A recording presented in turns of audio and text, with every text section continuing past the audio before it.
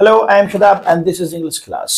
आज हम लोग क्लास 12 रेनबो बुक का very important question, objective question पढ़ेंगे जो कि 2024 के एग्जाम के लिए बहुत ज़रूरी है।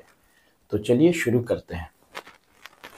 Class 12 rainbow book Bihar board का वेरी इंपॉर्टेंट क्वेश्चन जो ऑब्जेक्टिव में है, आज पढ़ेंगे हम लोग। तो पहला नंबर है, done studied law and read. तो आंसर होगा थियोलॉजी, यानी कि डन ने, इनका पूरा नाम है जॉन डन। जॉन डन ने कानून और क्या पढ़ा? तो जवाब है हमारा थियोलॉजी। थियोलॉजी मीन्स धर्म शास्त्र।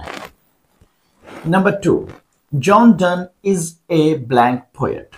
जॉन डन जो हैं, जॉन डन कैसे कवि हैं? तो जवाब है metaphysical poet. Metaphysical poet, metaphysical का मतलब होता है आध्यात्मिक। आध्यात्मिक। Number 3, and stooped and drink a little more is from. और वह झुका और थोड़ा सा पानी पिया, किससे लिया गया है? तो जवाब है स्नेक से।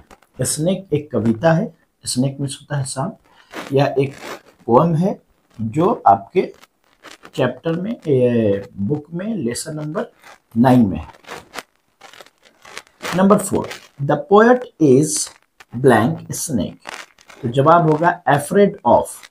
कवि जो है सांप से डरा हुआ है। एफ्रेड ऑफ मीन्स होता है डरा हुआ। Number 5, the snake looked at the poet blank.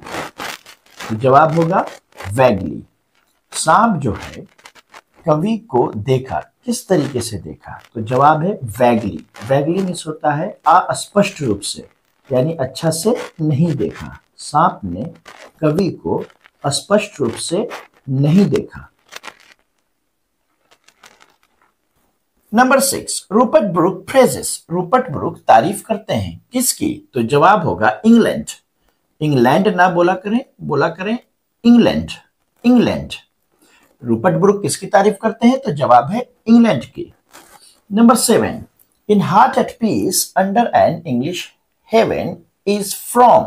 यह लाइन किस कविता से? तो जवाब होगा द सोल्जर। और द सोल्जर किसने लिखा है? रूपर्ट ब्रूक ने। Number 8, Macavity the mystery cat has been taken from. Macavity mystery cat लिया गया है। मिस्ट्री कैट का मतलब है रहस्यमय बिल्ली। तो ये लिया गया है old possum's book of practical cats से। एक बार फिर से बोले, old possum's book of practical cats. Okay. Number 9, who finds Macavity lazy and half sleep. कौन मैकिविटी को आलसी पाता है? तो जवाब है TS. Eliot. Number 10, Macavity is full of. Macavity किस चीज से भरी हुई है? तो जवाब होगा डिसिटफुलनेस। डिसिटफुलनेस। डिसिटफुलनेस का मतलब होता है छल कपट, यानी मैकिविटी छल कपट से भरी हुई है। Number 11, who wrote drum taps and leaves of grass. किसने ड्रम टैप्स और लीव्स ऑफ ग्रास लिखा? तो जवाब है Walt Whitman. Number 12, I celebrate my self and Singh my self is from. मैं खुद की गीत गाता हूं और खुद जश्न मनाता हूं। ये किस कविता के लाइन से लिया गया? ये किस कविता से लिया गया है? यह लाइन किस कविता से लिया गया है? तो जवाब होगा सॉन्ग ऑफ माई सेल्फ। ये लिया गया है सॉन्ग ऑफ माई सेल्फ से। Question number 13. Now the leaves are falling fast talks about the blank of human life.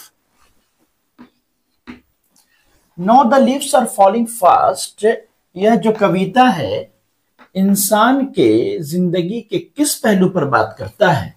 तो जवाब होगा फ्रस्ट्रेशंस। फ्रस्ट्रेशंस मीन्स होता है निराशा। Number 14, and the nightingale is dumb from, और बुलबुल है गूंगी, यह लाइन किस कविता से लिया गया है, किस पोएम से लिया गया है? तो जवाब होगा now the leaves are falling fast, यह कविता का नाम है। Number 15, to bend with apples the most cottage tree is from. Cottage tree जो है वो एप्पल्स यानी सेब से झुक गए हैं, ये किस कविता से लिया गया है?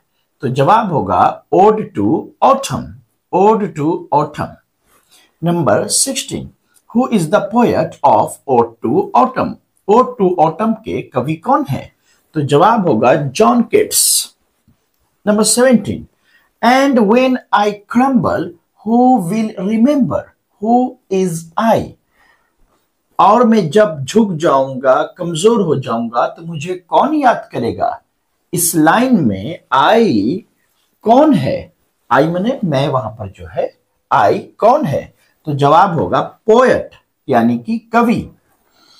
Number 18, Walter de la Mare makes us aware of.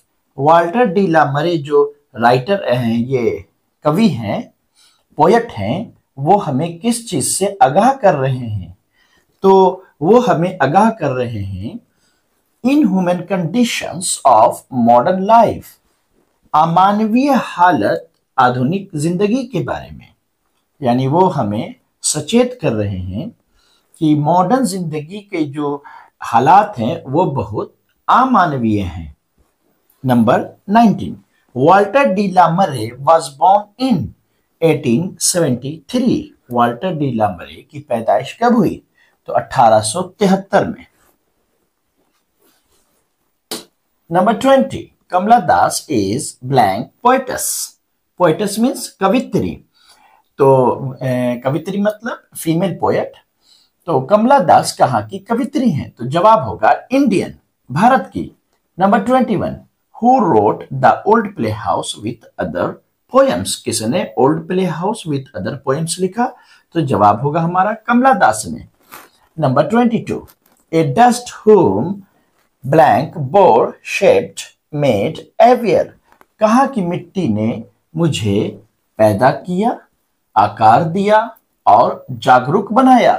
तो जवाब होगा इंग्लैंड, इंग्लैंड की मिट्टी ने। Number 23, I soar to save fire from the sin of blank. यह जो लाइन है वो फायर हिम कविता से लिया गया है। फायर हिम मीन्स होता है आग की तारीफ, आग का भजन। और उसके राइटर का नाम है, यानी पोएट का नाम है के.एन. दारूवाला। और वो कहते हैं कि I soar to save fire from the sin of, यहां पर जो भरा जाएगा वो जवाब होगा फॉरगेटफुलनेस। फॉरगेटफुलनेस बोलिए एक बार, फॉरगेटफुलनेस। तो फॉरगेटफुलनेस का मतलब होता है भुलक्कड़पन। मैंने शपथ लिया आग की सुरक्षा करने का, किस चीज से? तो सिन ऑफ फॉरगेटफुलनेस, भुलक्कड़पन के पाप से। सिन मीन्स पाप। Number 24, fire him is composed bye. Fire him रचा गया, रचा गया यानी लिखा गया। तो जवाब होगा के.एन. दारूवाला। इनका पूरा नाम था Keki N. Daruwalla. Number 25, crossing of rivers is an important volumes of verse written by। Crossing of rivers कविता जो लिखा गया है वो किसके द्वारा? तो जवाब होगा के.एन. दारूवाला के द्वारा लिखा गया है। ये टोटल 25 क्वेश्चन बहुत ही इंपॉर्टेंट है, वीवीआई क्वेश्चन है, बिहार बोर्ड क्लास 12 इंग्लिश 2024 के फाइनल एग्जाम के लिए। इसे आप उतार कर करके इसको रट लें। Thank you.